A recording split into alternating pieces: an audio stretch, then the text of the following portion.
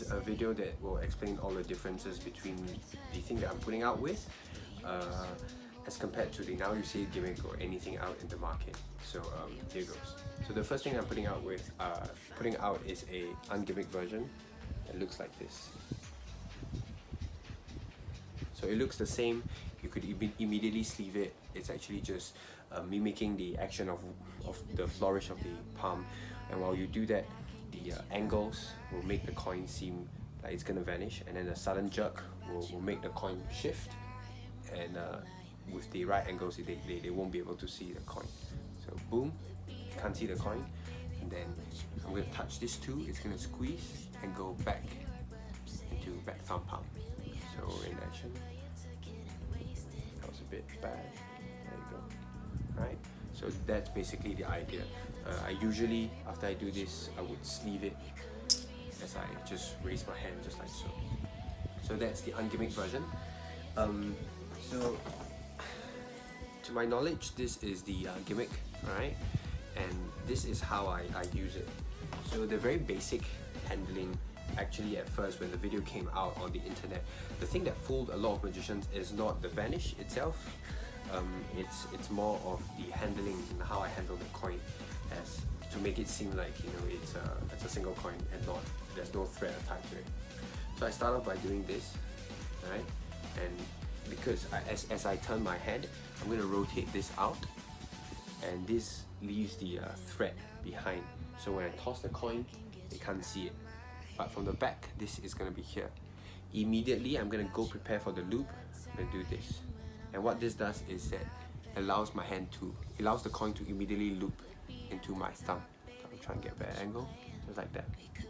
So in full sequence, it will look like that.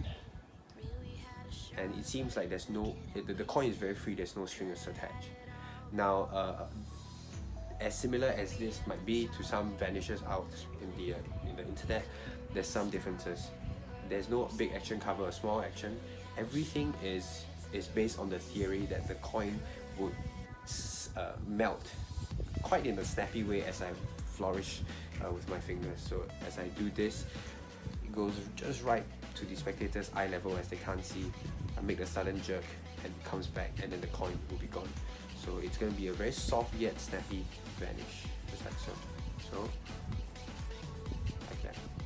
So it seems like the coin never moved, whereas some others, you seem like the coins moved or whatnot, like big action covers small action, but the idea is that the coin doesn't seem to move, and with the slightest of movement and just a flourish of the fingers, the coin vanishes. Alright, one last time, just like so.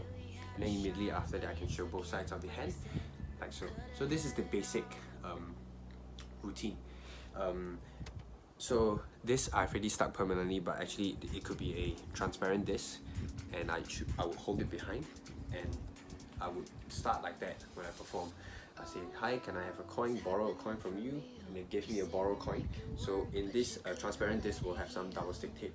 So I'm going to use this as a borrowed coin. So I start off like that. I ask for a borrowed coin, and then I'll just drop my hands down while waiting. It's going to come here. While they pass me the coin, I'm going to take it with this hand. I say, let me see this. And as I toss it, it's going to go straight onto the gimmick. After it's on the gimmick, in the action of showing the other side, just like so, I'm going to squeeze and secure the gimmick. So after I toss the coin, I'm like, oh, what coin is this? Oh, it's a $50. Now check this out. I'm going to just take the coin, toss, it's going to vanish, it's going to come back down, just like so. I'll do it again this time, but without the hands closing, just like so. I'm sure you want to see the coin come back, so watch close. Can you see it's here? No? Watch close. And that's the coin. And then immediately I can peel this off and give it back to them. But because this is transparent, it's more fair and freer. Immediately next, I have a 3-fly routine that you can borrow a coin with. So imagine using local currency. The threads behind Ramsey Salty, they won't see anything. You borrow the stack of coins, very nice. You take the stack, and then you say 1, 2, 3. Check this out. You do a regular 3-fly. Alright. Only 3 coins, no extras. Watch closely. Okay, the last coin, watch close. 1, 2, 3. Ta-da! Or you like to see that again? I'll show the last one. Check this out. toss, goes it in. There's two ways you can do this. You could make the vanish happen as you secretly push out here, so all the attention, while all the tension is here. You could do this. Oh, see, you jump here. Or you could imagine you're gonna make it invisible, hold it, toss, and then immediately hand it out, show your hands empty as this rotates around. That is the 3 fly routine, and there's one more that is, I would say beta. It's quite, there you go, it's quite cool.